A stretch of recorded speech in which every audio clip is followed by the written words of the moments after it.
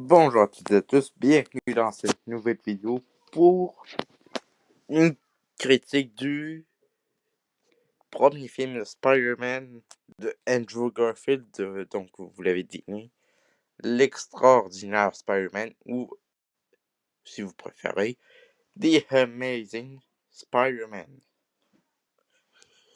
Pas le 2, hein, le 2 ce sera pour le mois prochain. Évidemment, si je fais cette critique, c'est pour récapituler tous les films Spider-Man avant la sortie du prochain film de Spider-Man qui sort en juillet. Donc sur ce, je ne vais pas vous faire perdre plus de temps et c'est parti.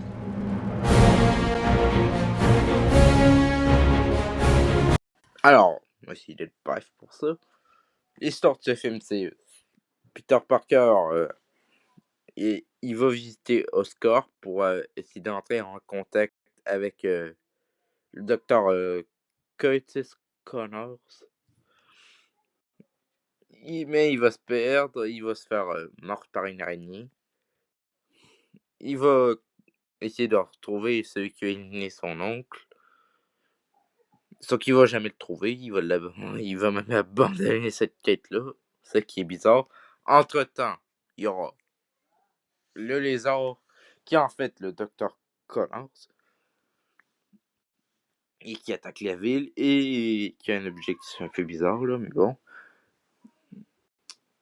Et aussi, entre-temps, il y a le père de Gwen Stacy, donc la petite amie de Peter Parker, qui...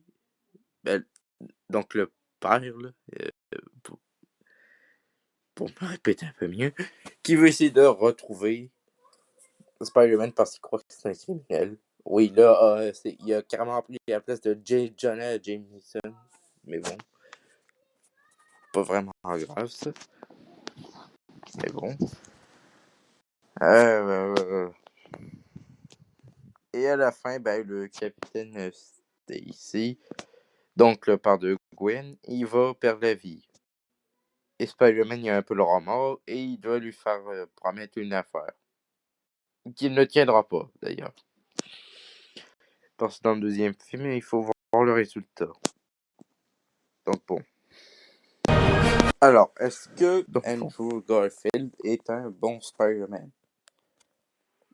Eh bien, je trouve que c'est un bon Spider-Man. Alors, je sais qu'il y a des fans de Tobey Maguire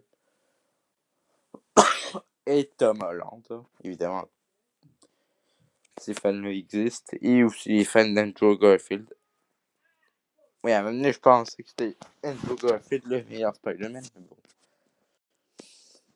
On a chacun une opinion sur le meilleur Spider-Man. Alors, est-ce que Andrew Garfield est un bon Spider-Man?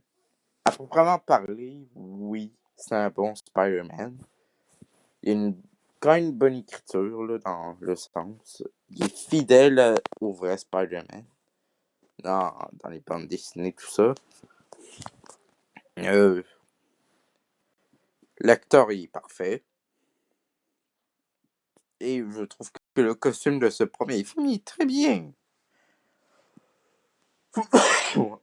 Ah, désolé. Alors, je sais qu'il y a des gens qui mal-jugent ce costume, mais personnellement, j'adore ce costume. En tout cas, toujours mieux qu'essayer de voir un Batman que voir un Batman en costume rouge et jaune, tu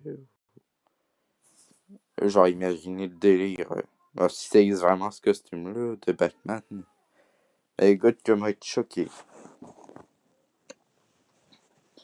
Parce que bon, j'ai pas une vision comme ça. Donc, en soi, Andrew Garfield, pour revenir au sujet, c'est un bon Spider-Man. Dommage que ses films n'ont pas été très appréciés à sa juste valeur.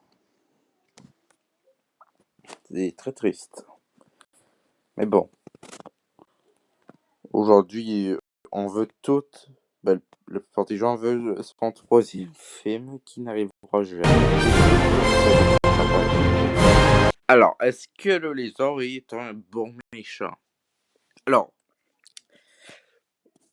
oui et non, parce que en soi, je trouve que les lézards sont À quoi il ressemble, c'est très bien réussi. Ses scènes d'action sont très réussies. Euh, mm, son histoire, ça, c'est bien. Mais ce qui ne va pas dans le lézard, avec le lézard, en fait, c'est le fait que son objectif, c'est de transformer tout le monde en lézard. À quel moment ça a du sens? C'est vraiment c'est une bizarre idée, là, mais ça a été fait comme ça.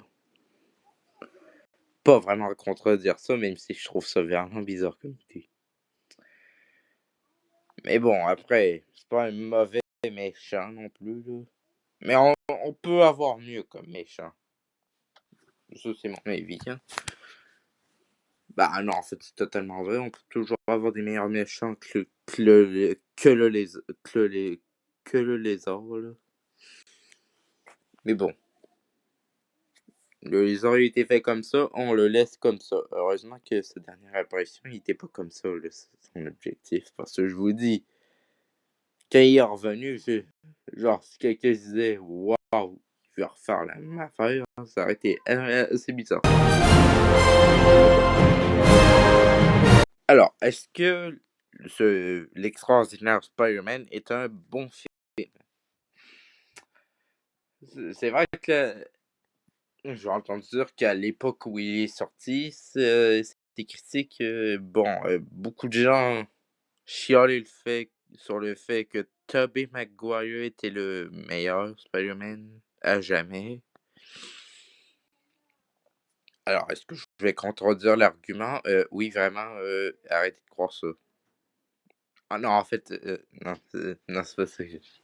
Tobey Maguire, c'est un bon Spider-Man. Vous avez le droit de penser ce que vous voulez, en fait. Mais bon, cette vidéo n'est pas faite pour ce sujet-là. En fait, je trouve ce film est bien. En ça, de loin, j'ai toujours préféré le deuxième parce que j'ai regardé le deuxième avant le premier. Bizarre idée, là, je sais, mais j'ai regardé le deuxième film avant le premier.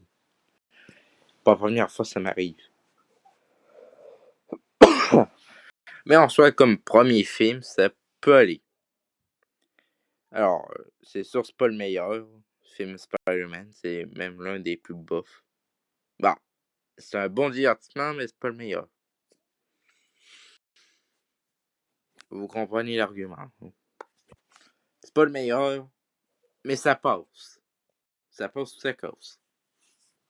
Comme film, c'est un bon divertissement, tout ça. Il y a une bonne idée. Ben, il y a des bonnes idées. Mais il y a quand même des défauts. Donc, théoriquement, c'est quand même un bon film. Mais...